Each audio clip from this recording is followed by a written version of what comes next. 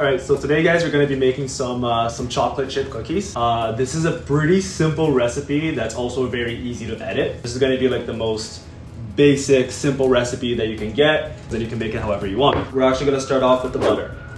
Usually you might wanna brown some of this butter if you really like to get fancy with it. We're college students, no need to do all that. I've just melted this butter in the microwave and that's gonna go all in here.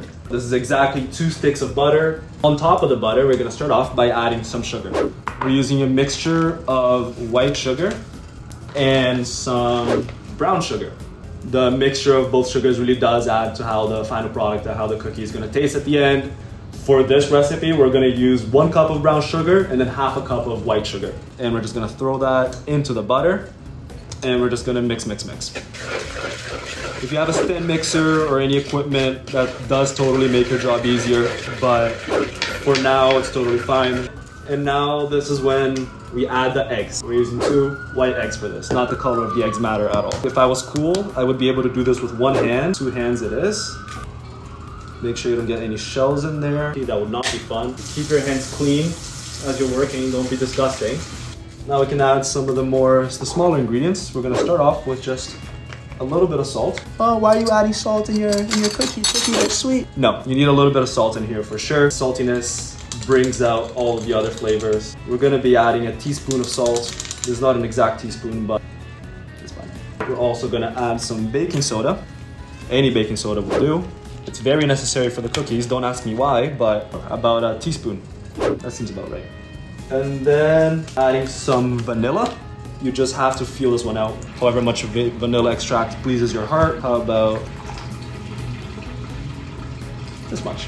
It's hard to put too much vanilla extract in there, trust me. If you can get your hands on some real vanilla extract, that will also make a nice big difference. But as broke college students, the artificial stuff is gonna have to do today. In here, all-purpose flour. This is about 1.5 cups of flour. You wanna be adding about just as much as you're gonna need to hold this dough together, unless you like a really firm, cakey cookie, which I don't. Mix slowly as to not throw flour everywhere, like I just did. Scrape the sides of the bowl as you go. You want to make sure all the flour is in there. This is definitely looking a little bit too runny, so definitely going to need more flour. Throw that in there. A little bit at a time. Don't want this to come out dry. You can always add stuff in. You can't take it out.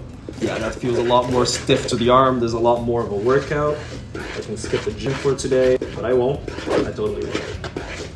You can get away with making your dough a lot looser, a lot less flour, if you're intending on refrigerating these. As little as an hour is going to make a difference because that's going to make the dough nice and firm, so that when you throw it in the oven, they're not just going to melt into a big mess of cookie dough that's hardly set. At this point, we have mixed our dough. We have added as much flour as we need so that it's held together. It's not just a big, wet, messy concoction. It's exactly where we want it.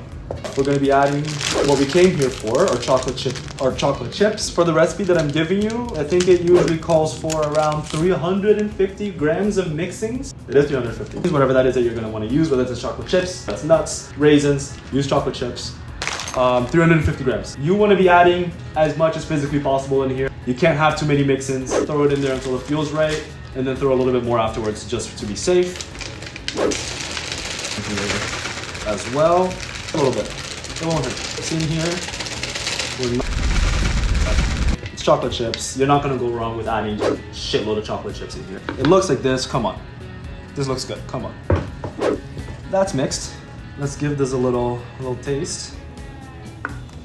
That's what we have our oven preheating over here. Just 350, 15-20 minutes. That should be fine for you. Baking sheet lined with aluminum foil.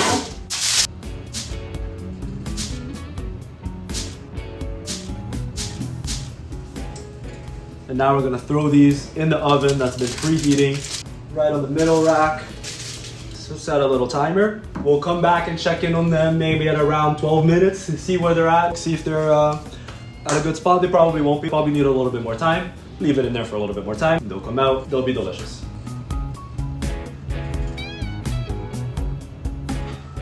So at this point, the cookies should be done. They've been in there for exactly 22 minutes. We're gonna check in on them, and they look about ready. They're rigid in the middle, and we have a solid batch of cookies. And we don't want to eat these right away. We actually do want to let them cool for a little bit, around 10 minutes. If you try to dig into them now, they're gonna absolutely burn your mouth. You want to give them a little bit of time to cool down. Be patient. The cookies will be fine.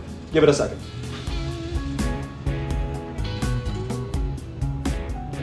After a long 10-minute wait, these cookies have finally cooled. I'm gonna bring in from our production crew, Alessandro, who's gonna try these cookies. So Luch behind the camera does not like cookies, but these are ready. So let's give this a shot. Cheers, cheers, cheers, chin chin. And we can have these cookies, see how they come out. That's a cookie. That's a cookie. Cookie's cooking. That's a cookie. Thanks for watching, guys. Really appreciate it. Try these at home. They're great. Yeah. That was my bye-bye. Yeah.